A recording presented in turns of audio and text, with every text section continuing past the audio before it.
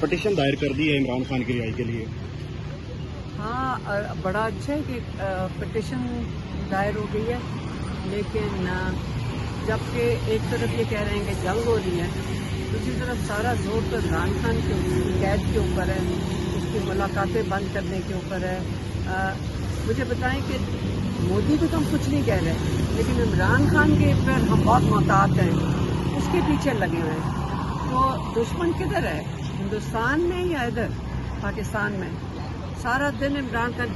آپ یہ دیکھ لیں کہ سپریم کورٹ میں جب ہم کہہ رہے ہیں کہ ہندوستان کے ساتھ جنگ ہو رہی ہے، تو آپ نے سویلینز کی جو ہمارے سپریم کورٹ نے سویلینز کی ٹرائل ملٹری کورٹس میں قبول کر لیں. 5 ججوں نے کہہ دیا ہاں ہو سکتے ہیں.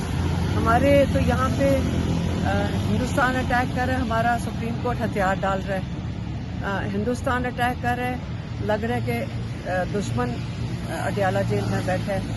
تو ہمیں تو پہلے یہ پاکستانیوں کو بتا دیں کہ کس کے خلاف کر رہے ہیں. آپ اس طرف ہندوستان اٹیک کر رہے ہیں، سوشل میڈیا والوں کو اٹھا رہے ہیں پاکستان میں. تو ہم تو خود پاکستان بھی کنفیوزڈ ہے کہ دشمن کدھر ہے، پاکستان کے اندر یا پاکستان کے باہر. اچھا میم، خواجہ آصف کی جنگ. ہاں چلو.